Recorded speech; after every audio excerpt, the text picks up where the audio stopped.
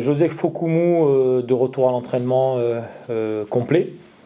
Pour l'instant, les signaux sont ouverts, donc il sera probablement disponible. Moscardo aussi retour dans le groupe à l'entraînement. Par contre, il part de plus loin. Une longue phase d'absence et sans entraînement, donc on verra pour le groupe ce week-end. Ça me semble plus difficile. Après, sur le reste, on n'a pas de pépin particulier. Abdoul Koné, il est sur la dernière ligne droite avant le retour, donc il reprendra avec le groupe la semaine prochaine. On a un match amical prévu, je crois, jeudi. C'est possible qu'il fasse un petit peu de temps de jeu. Ça se passe là, on commence vraiment à arriver dans une zone où il est pratiquement apte à tout faire. Donc c'est plutôt un très bon signe. Moscardo va quand même devoir partir en sélection ou pas? Pour l'instant, non. Pour l'instant, il est pas encore apte à pouvoir jouer des matchs. Et pour ce qui est de Mohamed Darami, lui aussi, il ne devrait pas partir en sélection a priori? Il a été sélectionné par les U21 danois. Donc ils ont un match. On était en contact avec la sélection et on a fait en sorte de pouvoir être le plus logique par rapport à l'état de forme du joueur. Donc il part, mais vous avez discuté entre eux pour qu'il ait peut-être Oui. un minimum de... Oui. L'idée, c'est de rester dans cette continuité après le match d'Angers? C'est de repartir à l'attaque et de se préparer pour Montpellier, qui sera une équipe différente d'Angers, très dangereuse, à ne surtout pas sous-estimer. Beaucoup de talent, une des équipes qui, l'année passée, et ils en gardent encore ses capacités. C'est une équipe qui repart très vite de l'avant, qui se crée des occasions. Le match de Monaco, je pense que suffit pour montrer toute l'étendue de leur capacité. Donc on est très attentif à avoir un niveau de préparation, une rigueur constante vis-à-vis de tous les adversaires. Nous avons un bon match à livrer à la maison en plus. On a un bon souvenir sur les dernières sorties. On a vraiment un cœur de pouvoir continuer et de franchir une nouvelle étape. Maintenant, la pente est de plus en plus raide parce que chaque adversaire se prépare au maximum et nous serons attendus au tournant et on a envie de répondre. Un peu comme face à Angers, il ne faut surtout pas se fier au classement quand on aborde ce genre de... Non, jamais le faire parce qu'encore une fois, on respecte trop la Ligue 1 pour se créer nous-mêmes des problèmes en minimisant le travail à accomplir. Donc on essaye d'être extrêmement discipliné de ce côté-là. Le staff fait tout pour trouver les schémas qui peuvent fonctionner, mettre les joueurs dans les meilleures conditions et eux qui amènent l'énergie et leur talent. Et pour l'instant ça marche, on veut surtout mettre de la continuité, mais se dire que à chaque sortie ça sera un petit peu plus difficile et donc il faudra progresser et mettre plus d'énergie, plus de motivation. Et encore une fois, chaque match a sa propre histoire. Il n'y a pas de copier-coller à faire.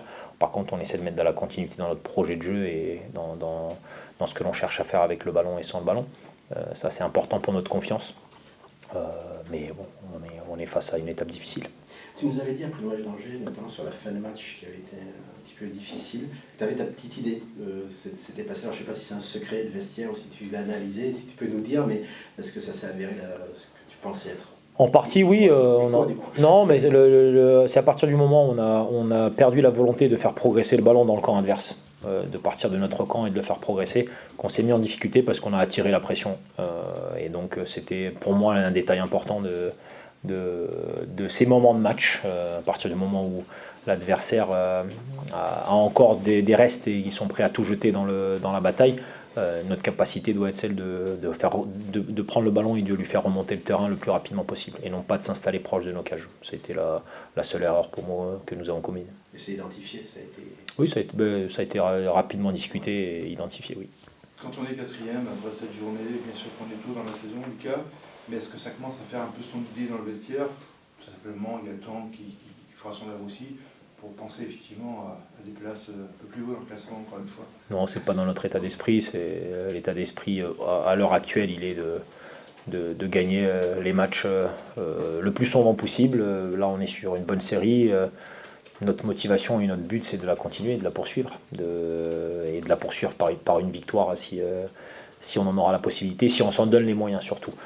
Mais on ne se projette pas vraiment très loin, au-delà de juste cette fin de semaine. Et je pense que c'est le mieux de fonctionner comme ça. Pour nous en tout cas, voilà, on est dans une position qui est attractive. On va tout faire pour y rester le plus longtemps possible. Et c'est enthousiasmant de pouvoir créer de l'énergie et d'avoir de l'énergie grâce à ça. Et c'est une raison supplémentaire de se battre. Comment t'expliques ce bon début de saison? C'est toujours une multitude de facteurs. Je pense qu'on a des garçons qui travaillent dur, on a beaucoup de complémentarité, qu'on a du talent, mais en même temps des valeurs positives. On est dans une bonne dynamique de club également, on a le soutien de nos supporters. Voilà, c'est un tout. C'est jamais une raison isolée quand les choses se passent bien, mais c'est toujours des équilibres précaires et il faut y prendre garde tout le temps. Et c'est mon rôle de toujours équilibrer les choses et de trouver les nouvelles raisons de continuer à travailler et de n'avoir aucun relâchement. Est-ce que tu es surpris, entre guillemets, que la greffe ait pris aussi vite entre un nouvel entraîneur et un groupe? On n'a jamais de garantie. Après, on a des sensations, on a ce que l'instinct nous dit. Et quand on voit un peu l'application des garçons d'entraînement en entraînement et de match en match, on se dit qu'on travaille avec un groupe qui a le sens du devoir et l'envie de remettre le couvert à chaque fois. Donc c'est aussi lié à leur propre ambition. Et aujourd'hui, elle s'affiche, tant mieux. Mais encore une fois, on juge une équipe sur la continuité, sur la durée. Et pour l'instant, la durée elle est très courte. On a l'impression qu'il y a une continuité par rapport à Will Steele, notamment dans le style de management, dans le style de jeu aussi. Est-ce que vous avez remarqué quelque chose, notamment dans le travail et l'entraînement, où des bases que vous vouliez inculquer étaient déjà acquises? Des bases tactiques ou dans le jeu?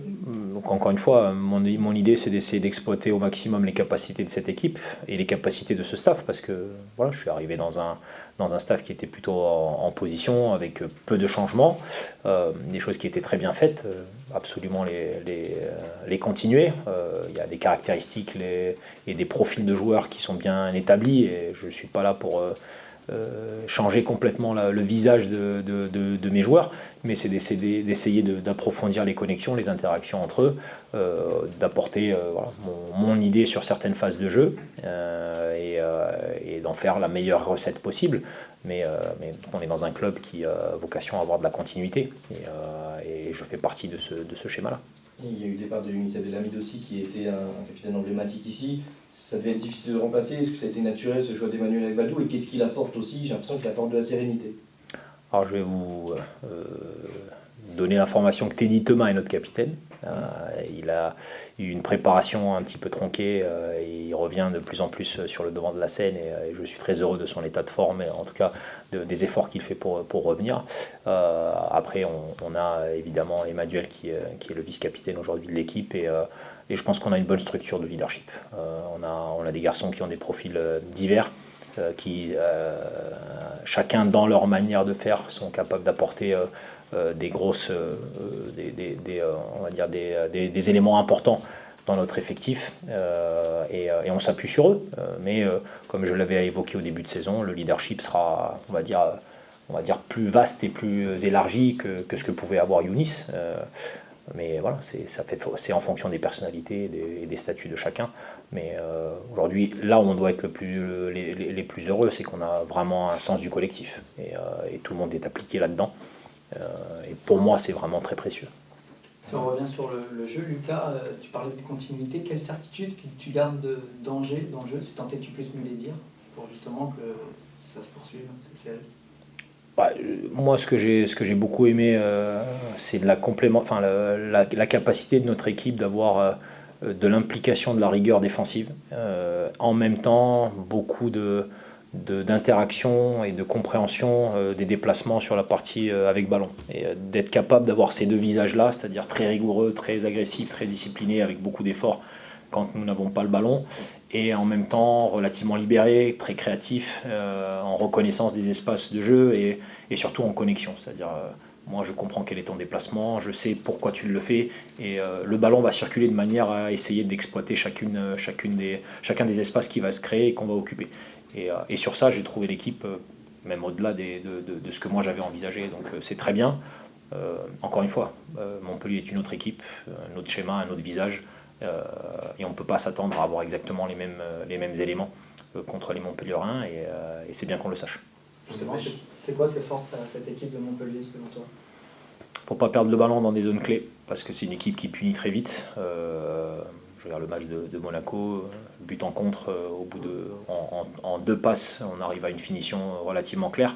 Et sur le coup d'envoi qui suit, dans la minute qui suit, il y a une deuxième occasion, on va dire, de la même sorte. Et voilà, c'est une équipe qui est capable d'être très tranchante, qui a beaucoup de vitesse, la qualité de dernière passe évidemment, qui part d'une position assez compacte. Donc voilà, moi je les vois très, très redoutables si tu n'es pas prêt à ce genre de match et si tu fais des erreurs.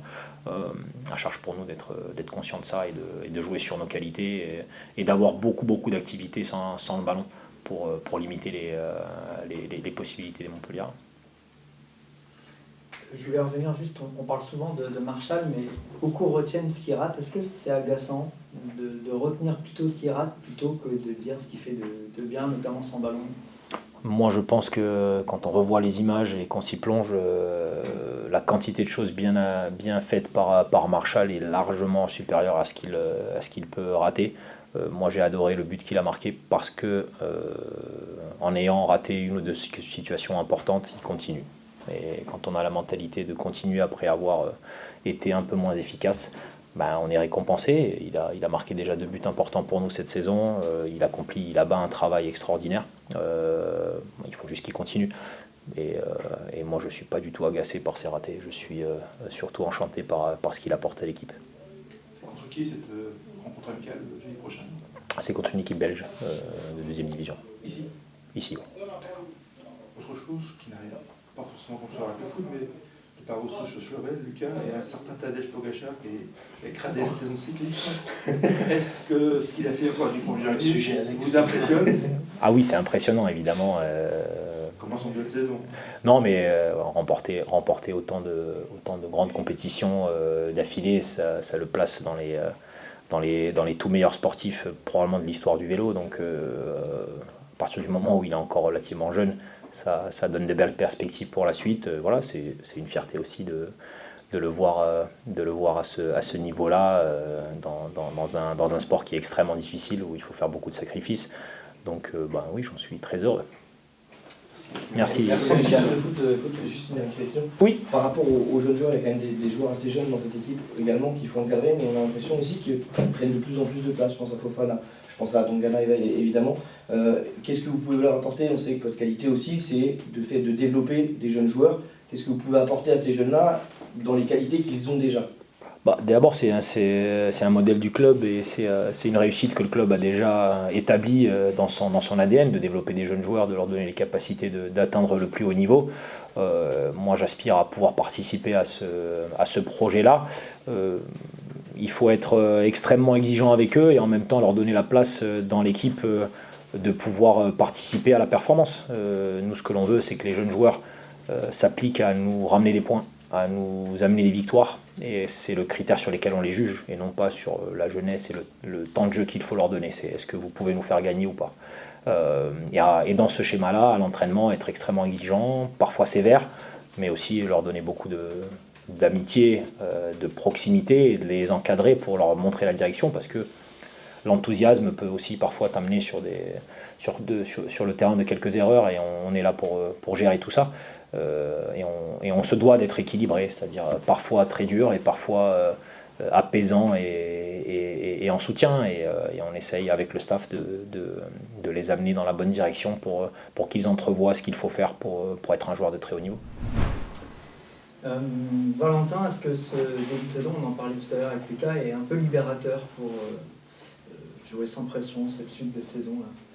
Oui, c'est sûr que c'est libérateur. Voilà, on est tous conscients qu'on fait un bon début de saison. Maintenant, à nous de bien travailler et de garder la tête froide. Comment tu l'expliques, là, le fait que ça se passe super bien jusqu'à maintenant? Je pense que on est tous sereins. La sérénité que le staff nous apporte.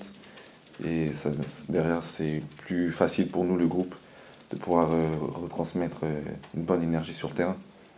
Toi, l'énergie était différente, le fait que tu aies vécu un été international, est-ce que ça change un peu les choses dans ta façon d'aborder les choses, la confiance que tu peux avoir aussi pour cette saison? Non, pas du tout, justement, au contraire, ça m'a donné beaucoup de confiance l'Euro U19 que j'ai pu participer cet été. Plus personnellement, tu t'es installé maintenant dans cette équipe. L'année dernière, il y a eu quelques petites blessures. Ça a l'air d'être derrière toi. Comment tu le vis à titre personnel ce début de saison? Je pense que oui, maintenant les blessures c'est derrière moi, je l'espère, du moins. Et à titre personnel, oui, mon début de saison il est bon. Et il est bon individuellement et collectivement aussi. Mais comme je l'ai dit, il faut garder la tête froide parce qu'il y a encore beaucoup de matchs devant nous et ce n'est que le début. Ces blessures, tu les as un petit peu analysées avec le staff médical, notamment pour essayer de s'expliquer pourquoi, alors c'était pas à chaque fois au même endroit, mais pourquoi elles revenaient et pour les éviter désormais? C'est vrai que j'ai eu énormément de blessures à l'ischio, j'ai récidivé. Je pense que c'était du fait que je me fasse la cheville et peut-être que mon corps n'a pas bien réagi à cette blessure-là. Et derrière, ça a fait que j'ai récidivé sur l'autre jambe. Et si on a analysé, oui, on l'a analysé, on a fait des prises de sang. Et je suis parti à Marseille aussi pour faire quelques examens complémentaires. Le fait aussi que le staff avait pris soin de toi, Tambadia nous l'avait dit en fin de saison, qu'il voulait te laisser à disposition de l'équipe de France U19, ça doit être un sentiment aussi de reconnaissance, parce qu'on a vu ce que ça donnait, notamment sur l'Euro. Comment tu le vis là, après coup? Bah oui, je me suis bien senti physiquement à l'Euro, grâce aussi au préparateur Baptiste Ami, qui a fait une bonne réathlée avec moi. Et oui, je suis très reconnaissant de ce que le club a fait pour moi. Donc ça porte ses fruits aujourd'hui, tu en es à 6 titularisations. C'est quand même, comme disait Alexandre tout à l'heure, tu t'es véritablement installé dans le groupe, dans l'équipe qui fait le début de saison, on peut lancer. Ça veut dire que Valentin Tagana, il prend du galon. Oui, il prend du galon, mais À 19 ans. c'est vrai, mais moi je vais garder la tête froide et continuer à travailler, à bien travailler et à faire ce que je sais faire. Pour toi, ça a été, personnellement, ça a été quoi le changement de coach entre Will Steele et Luca Elstner? Est-ce on sait en tout cas que Luca Elstner est très proche de ces jeunes joueurs. Est-ce que tu as senti un changement entre les deux coachs? Non, personnellement, Will Steele aussi était très proche des jeunes joueurs, c'est lui qui m'a lancé au haut niveau. Luca Elstner aussi est très proche de nous. Maintenant, ils ont leur façon de coacher. Au niveau tactique, tu as senti des changements aussi. Quel changement tu as senti de ce changement de coach justement? L'année dernière, on ne travaillait pas spécialement les CPA, que ce soit défensif et offensif. Et maintenant, on les travaille régulièrement. C'est ce petit changement que j'ai aperçu. Tu parlais de sérénité tout à l'heure dans le groupe. Est-ce que le fait que le groupe ait assez peu changé à l'intersaison, à part le coach évidemment, ça peut expliquer aussi le fait qu'il y ait une sérénité, une cohésion d'équipe? Oui, ça joue énormément. C'est sûr que voilà, on se connaît tous. À part, il y a eu peut-être 2 recrues par là. Mais oui, ça joue énormément parce qu'on se connaît bien et on a l'habitude de travailler ensemble. Que dire de ce match de Montpellier, parce que c'est un rendez-vous important avant la fenêtre internationale, pour laquelle d'ailleurs vous êtes retenu aussi encore une fois du U20. C'est d'abord un rendez-vous à bien négocier, évidemment. Oui, Montpellier, on les a vus jouer, c'est une très bonne équipe, malgré le fait qu'ils sont un peu dans une mauvaise phase en ce moment, mais c'est une très bonne équipe avec des joueurs de qualité. Et voilà, ça sera un gros match encore à réaliser ce dimanche. Est-ce que cette 4e place, alors on est qu'au début de saison, mais est-ce qu'elle surprend dans le groupe ou est-ce qu'on se dit, tiens, pourquoi pas faire une bonne saison et titiller les places européennes? C'est sûr que être 4e avec le calendrier qu'on a eu, c'était pas donné. Mais voilà, si on est 4e maintenant, c'est qu'on a des qualités et qu'on a un bon groupe. Et maintenant, à nous de prendre match après match et de remporter le plus de matchs possible. On voit beaucoup de communication aussi quand on regarde les matchs, beaucoup de communication entre vous, ce qui est une chose normale dans le foot, mais notamment avec des anciens, des cadres qui viennent beaucoup parler, beaucoup vous guider. Ça c'est vrai aussi, vous le sentez certainement, surtout toi à ton poste? Oui, je le sens énormément. Agbadou derrière, au milieu de terrain Marshall, et en ligne offensive, tu as des joueurs comme Oumar aussi qui prennent de l'importance, donc oui, on le sent. T'es bien entouré quoi. Oui, on est bien entouré. Ouais. Donc bientôt vous ferez le cri de guerre dans le vestiaire aussi.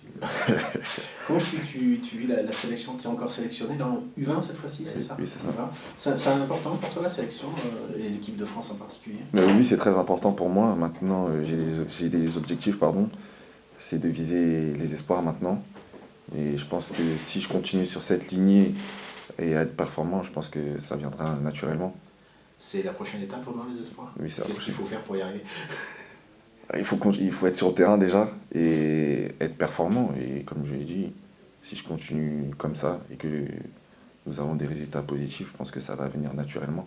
Le brassard de capitaine en U19, ça t'a aidé aussi en termes de maturité? Ça t'a donné de la responsabilité? Tu l'as ressenti? Oui, plus de responsabilités. Après, je l'avais aussi en U17. Du coup, j'ai pas. C'était un peu normal, quoi. La suite, t'as une double nationalité, tu pourras choisir éventuellement. Tu sais déjà si tu vas aller sur rester sur l'équipe de France ou il y aura peut-être un choix à faire à un moment donné. Tu te poses déjà la question ou pas? Pour l'instant, je joue pour l'équipe de France et après le reste, on verra.